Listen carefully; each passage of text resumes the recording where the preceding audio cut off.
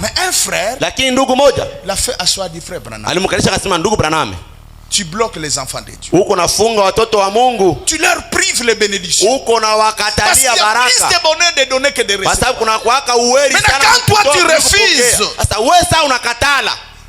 mais tu vas rendre les enfants de Dieu pauvres. Branham dit. Autrefois, je pensais que ce n'était pas bien de recevoir un cadeau offert par quelqu'un. Frère Charit, c'est lui qui a fait pression sur moi à ce sujet. Et il a dit, frère Branham, je suis obligé de vous corriger là-dessus. Et il a dit, là vous trompez. Frère Branham, en tout cas là vous vous trompez. Il a dit, vous faites faire des pertes à ces gens en refusant leurs cadeaux. Vous leur faites manquer leur récompense. Écoutez, chaque fois quand vous donnez, même si vous donnez aux frères, ceux qui ont cette révélation, je donne à mon frère. Je n'ai pas perdu. Je vais me restituer d'une manière ou d'une autre. Le jour où tu comprendras ça, tu toucheras l'argent. Tu seras quelqu'un qui touche. Tu feras l'argent venir de gauche à droite. Parce que vous êtes en train de s'aimer. Ah, me dites amen. Et Branham dit, il a dit, il y a plus de bonheur à donner qu'à recevoir. Ensuite, il m'a raconté son histoire. Je crois que je vais vous les raconter maintenant. Bon, c'est un peu long. Je vous raconte cela maintenant. Je viens juste d'y penser il y a un instant. John Charit de Phoenix, il est l'un des directeurs de commerciaux. Montez. Il a beaucoup d'entreprises. Beaucoup d'entre vous l'ont sans doute rencontré. Y a-t-il par hasard quelqu'un ici qui connaît John Charit? John Charit de Phoenix en Arizona. Branham dit c'est un produit de l'école biblique. Avancez. C'est un doyen avancé. Il dit John Charit. Branham dit beaucoup d'entre vous ont entendu parler de lui. Il est membre de l'église, des associations, de l'assemblée. John Charit, c'est le genre d'homme qui est né sans posséder beaucoup de biens de ce monde. Son père était très pauvre. Et son père était un grand bagarreur. Son père avait quitté sa maman. Et John Charit, il y a environ 15 ans, vendait des pommes à 5 cents la pièce devant ici à Saint-Louis. Il y a 500 pièces dans le Missouri. Il vendait des pommes. Pauvre. Il vendait des pommes. Famille pauvre. Quand bien même cela ne pouvait pas lui procurer, il vendait la charrette, c'est pour prendre soin de sa maman. Il vendait ça pour prendre soin de sa maman. Et il mettait ça dans les charrettes. Et Branham dit, John Charit bégayait. Il bégayait. Et il ne pouvait pas tout bien parler. Branham dit, quand vous mettez à parler avec John Charit, il faut prendre du temps.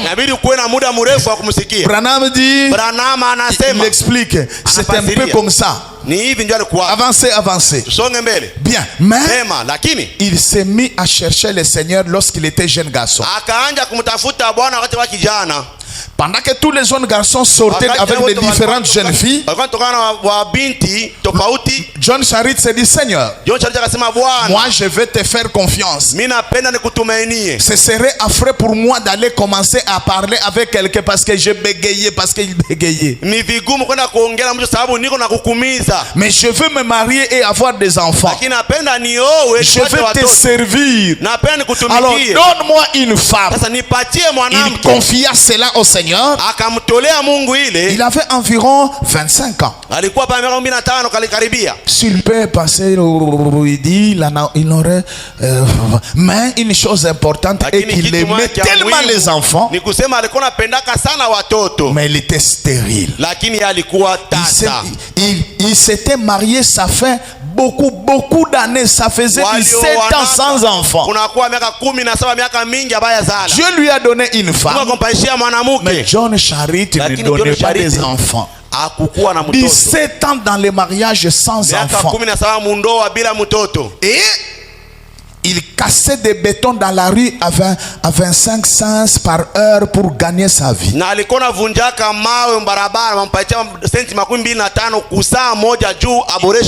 Il cassait des graviers. Il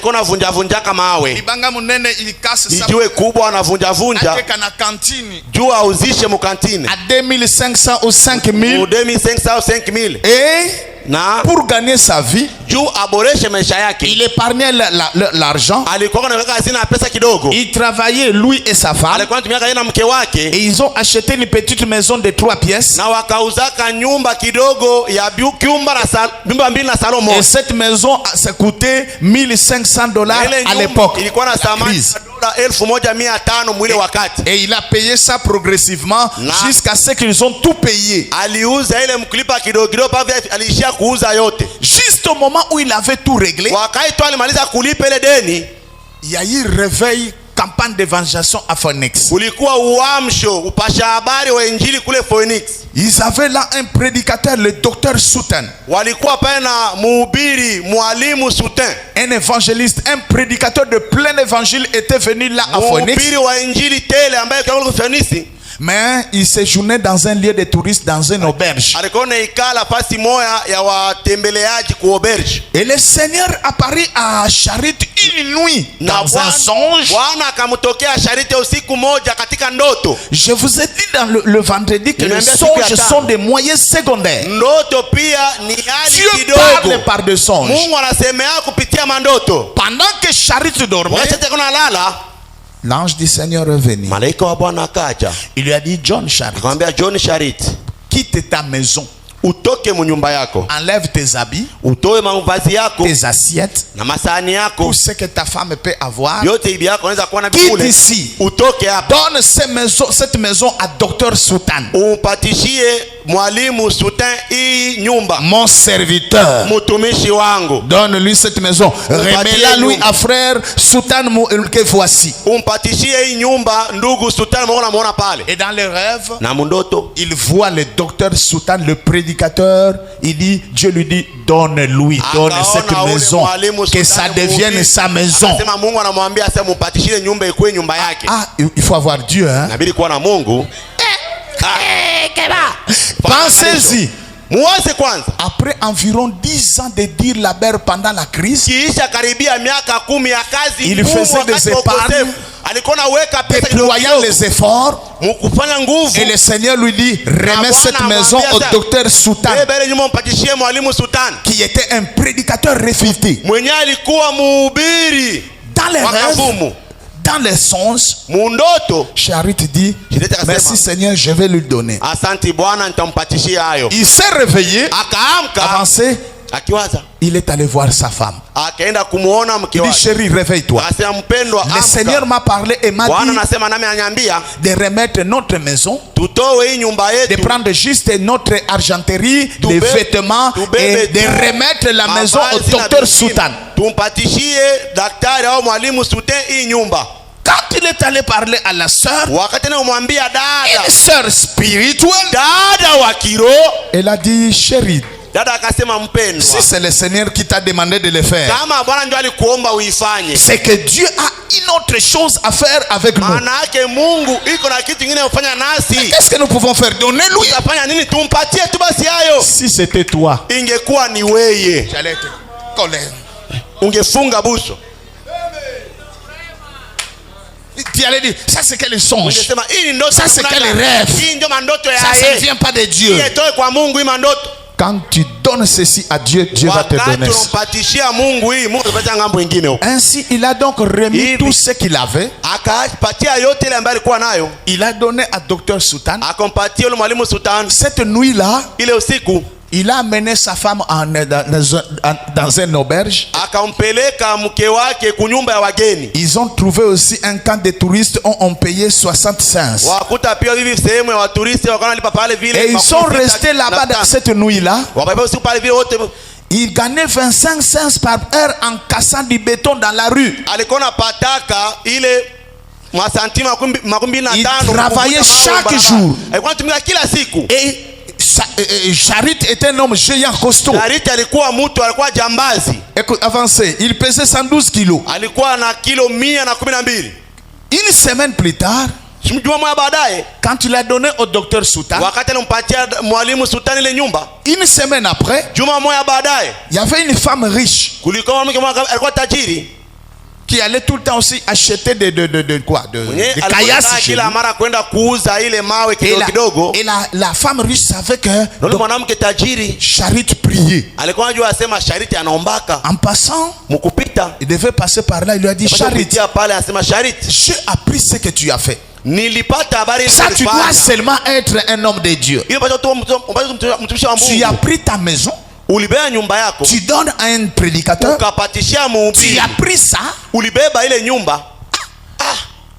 parce que tu as eu un songe.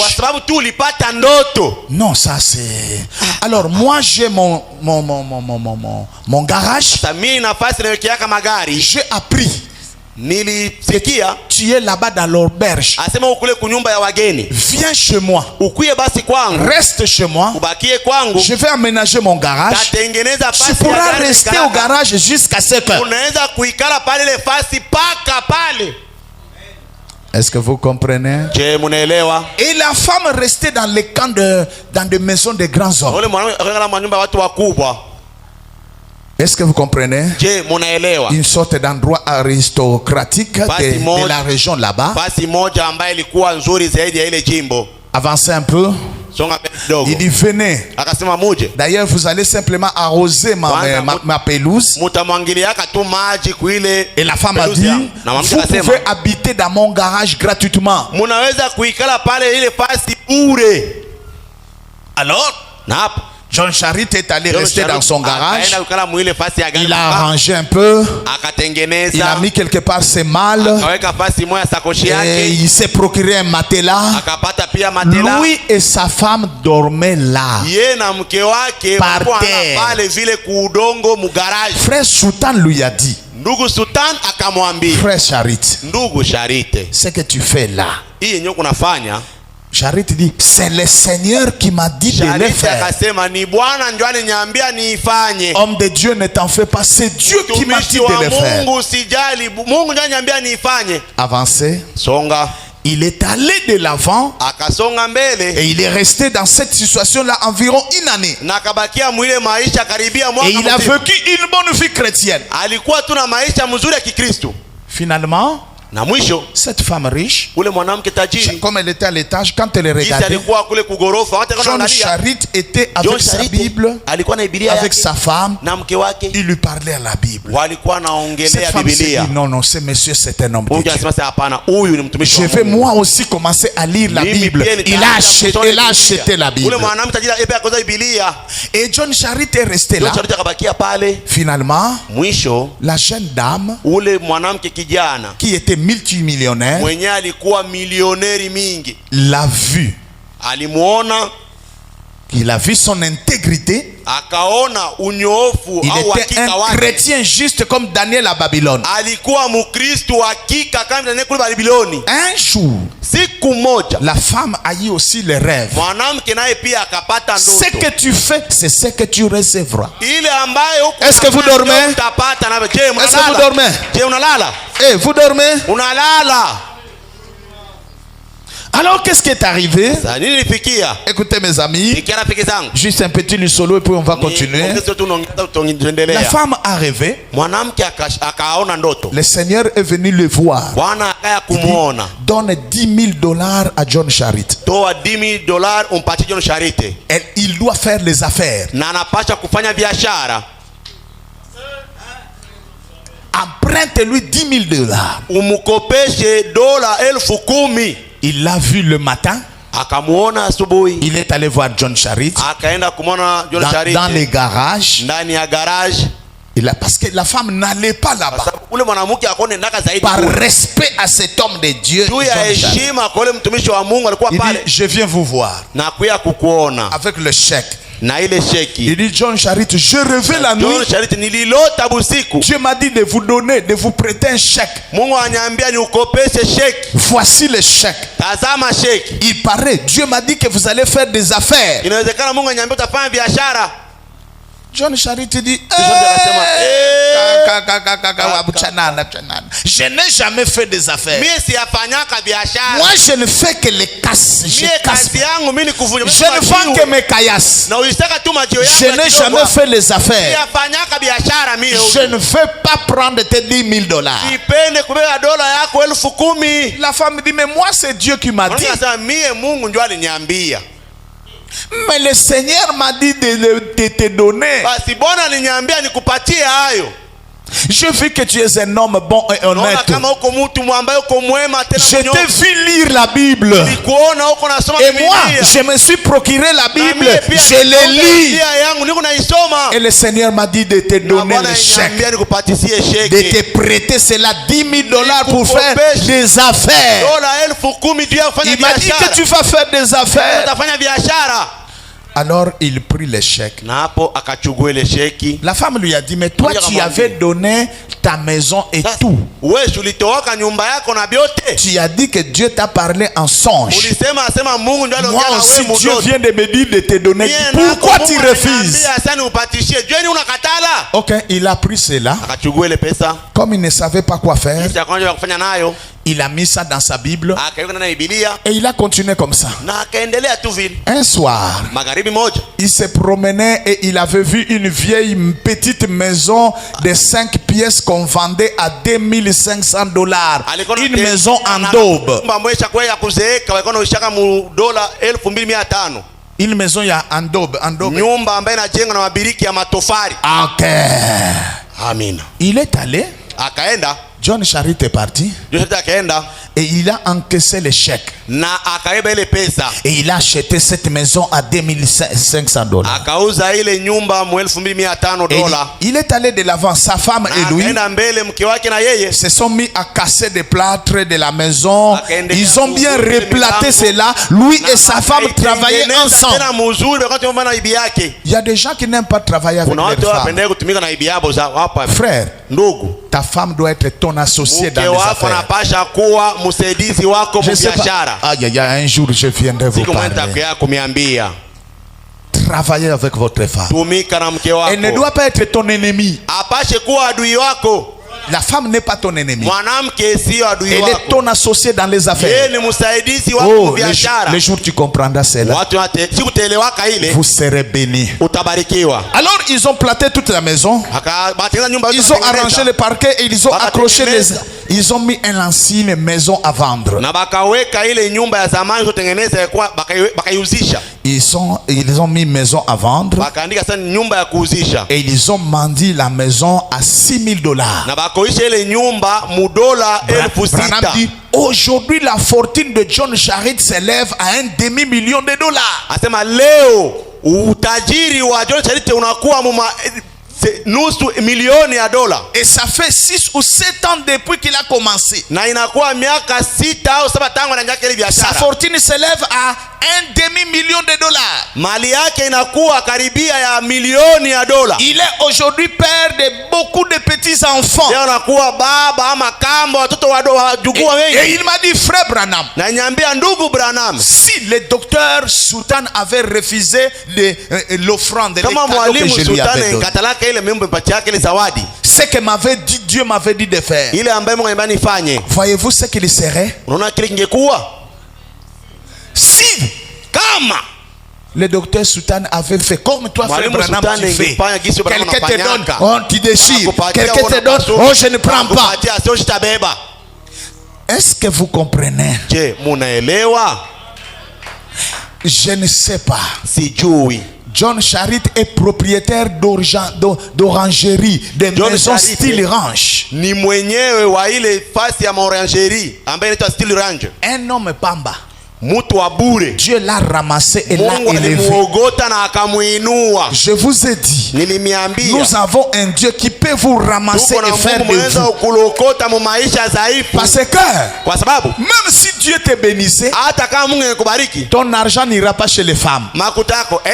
Ton argent servira à la maison de l'Éternel. Ton argent servira les frères et sœurs. Maintenant, pourquoi Dieu ne peut pas te bénir? Qui veut te bénir de l'Éternel? Qui veut que Dieu le bénisse? Dites un peu amen. Encore un amen. Écoutez, l'or et l'argent lui appartient.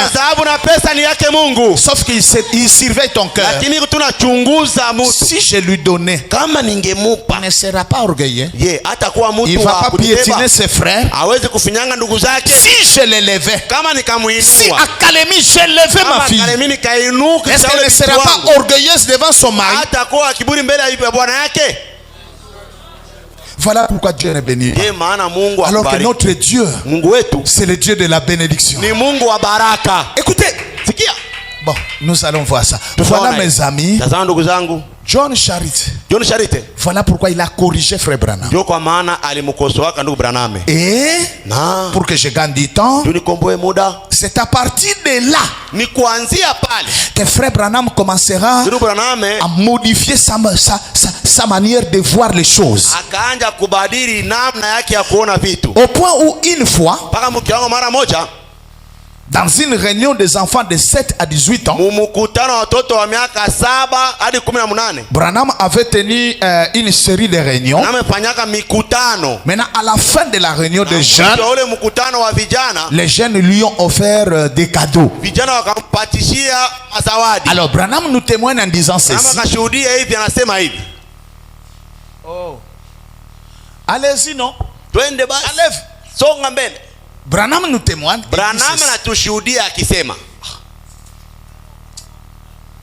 Qu'est-ce qui ne va pas avec toi? Être conduit. Donne-moi le paragraphe 7. Ça y est là. Écoutez, Branham dit, je ne sais pas si c'est ça. Paragraphe 7. Attendez un peu, je vais lire. Ce n'est pas ça. C'est prêcher les 31. Donnez-moi rapidement ça. Je ne sais pas si c'est ça. Oh là là. Être conduit. J'aime faire les choses rapidement.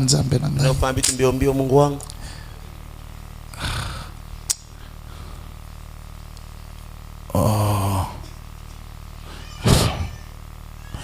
Jesus. Bon, ok, ça va. Je ne sais plus comment faire.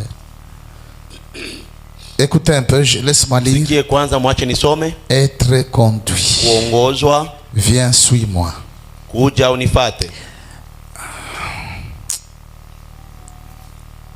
Et c'est prêcher.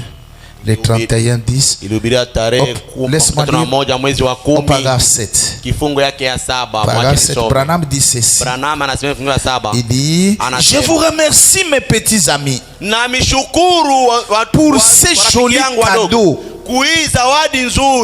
Madame Branham Madame Branham, il dit, anasema, Madame Branham est de la part de Rebecca, de Joseph et de Sarah. Madame Branham kutokea kwa Rebecca, Yosefu na Sarai. Et de chacun de nous, Na kila mmoja wetu, nous vous remercions beaucoup. tunamshukuru sana. C'est difficile de dire. Ni vigumu kuisema. Comment le dire Namna gani tunaweza kuisema à ces petits amis? kwa warafiki wadogo? Mais modifier, non, où est le frère là? Badilisha basi, Mais Mungu modifier, yuko frère, wapi? nangai. Badilisha ile ndugu yangu. Non, non, modifier frère. Badilisha ile. Allez-y pendant que Endelea wakati unasoma hapa. il dit ceci. C'est difficile de dire comment le dire Ni vigumu kusema à ces namna ya petits kusema. amis, Kwa watoto wadogo warafiki. sachant que vous avez épargné vos centimes. Mukijua sasa mlikuwa naweka masantime Il yenu. dit, Anasema, je ne veux pas les prendre. mie sipende kuibeba. Je ne veux pas prendre votre argent. Sibeba pesa yenu. Vous savez comment je me sens. Mnajua namna mimi najisikia? Je ne veux pas le prendre. Sipende kuibeba. Mais cependant, ijapo j'ai regardé là-dedans et ils ont mis un billet de $10 dans cette carte. waliweka pia bie ya $10 mule ndani. J'ai pensé, Nilikuwa nawaza, puis-je accepter ça? je, naweza kukubali hii? Je me suis demandé comment le puis-je. Najiuliza nitaweza namna kupokea hii? Mais je me souviens d'une petite histoire que j'aimerais que vous sachiez. Lakini nakumbuka lisi moja pale mjue, Un jour, siku il y moja avait une veuve, kulikuwa mjane moja. elle avait une ribambelle d'enfants. Alikuwa na msululu wa watoto. Le papa de ses enfants Baba wale watoto était mort. alikuwesha kufa. Et elle avait seulement 2 cents. Na alikuwa tu na santime mbili. Et c'était, elle passait, et c'était l'argent de la